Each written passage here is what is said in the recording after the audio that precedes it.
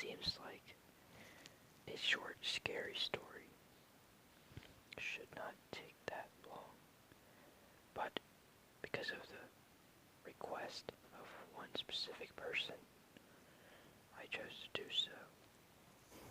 One very important person.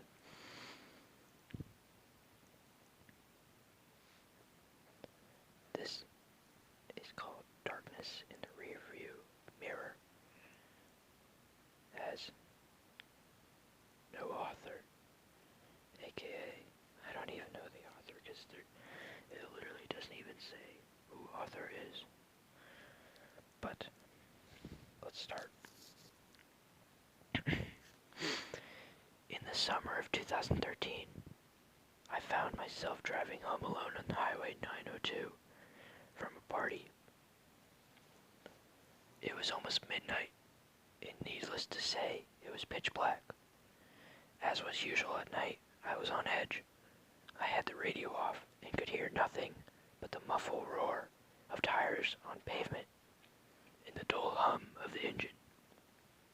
I stole a glance into the middle rear view mirror and saw nothing but darkness through the back window.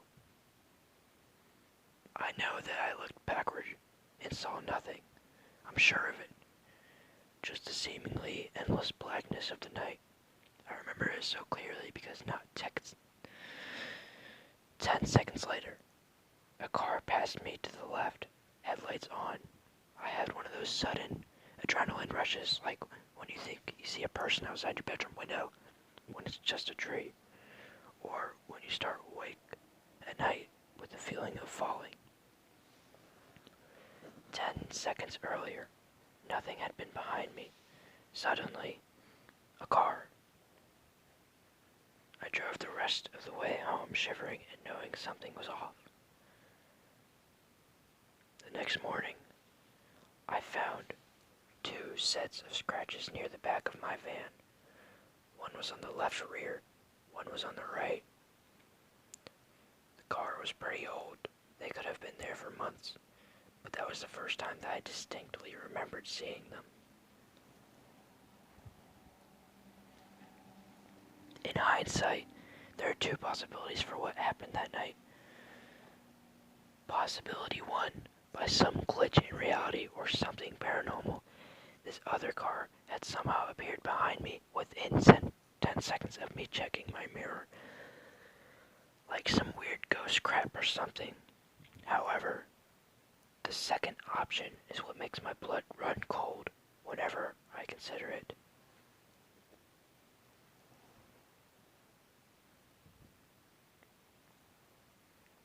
It didn't even occur to me until 3 months after the fact, but it makes me dread driving alone at night even more. The second possibility. The car was normal. It had approached me from the rear and passed me to my left. However, something large and wide and as black as the night had been clinging to the rear of my car, obscuring my view through the window and leaving deep scratches on the sides. And I had inadvertently driven it home with me. Well, I did not understand that at all whatsoever. But let me tell you about the night I was with my friend. It wasn't too long ago. It was, I'd say, about 1 week ago, actually.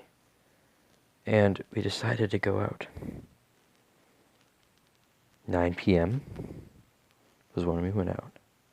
We weren't afraid of the cops to stop us anything, because most of the cops didn't give a crap about 2 boys 3 years from 18-year-old. They weren't going to pull us over because they didn't care. We went out, went to Target.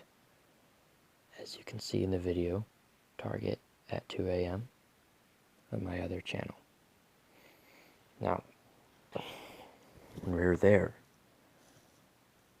were two ladies.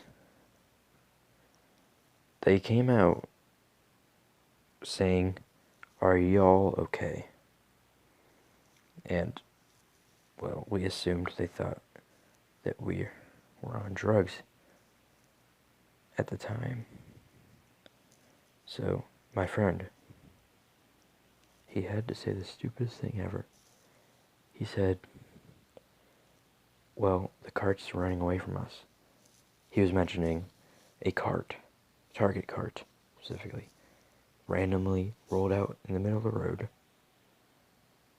Well, it was obviously due to misplacement, but Gibson, my friend, had to say the cart is running away from us, which made him even sound more like he was on drugs.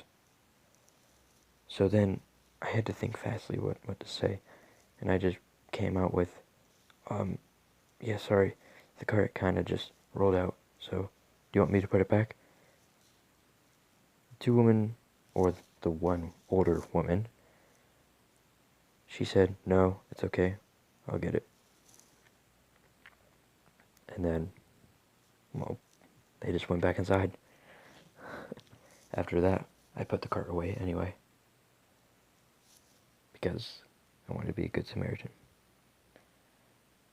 But after that, we decided it would be good to maybe go trespass into my school property, one of the football grounds.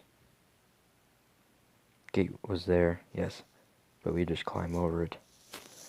Now, you see, at this time, about 2 or 3 police cars had seen us, but they didn't come to stop by because, as I said before, they did not care. Now, when we went to the school, we went in the parking lot. We had to go through the parking lot to get to the football grounds. And Gibson saw a police SUV, or a K9 unit, and he started running. So I had to calm him down, saying, "Dude, if we start running, then we're going to look way more suspicious." So I just told him to hold back, let the police catch up with us. But, to my surprise, the SUV went behind the school. He didn't come for us. He most likely saw us. Then again, who gives a shit about 2 teenagers? At the time, it was 12 or 1 a.m. So we decided to get out of there anyway. We went to the town center of Virginia Beach. That is where I live. Now, don't you come stalking me now, because you know where I live. It's only a city. I could be anywhere in that city. But went to the town center. Saw some pretty weird things, the typical 2 drunk girls being picked up, given a ride home. But other than that, nothing much.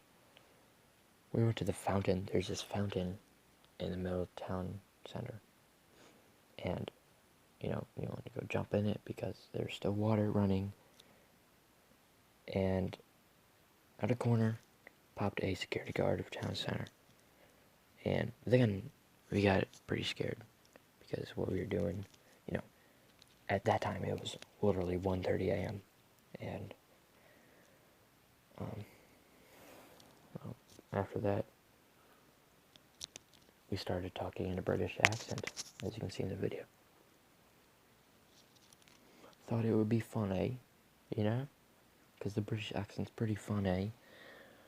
No, it's not funny, it's pretty cool, actually. I like it.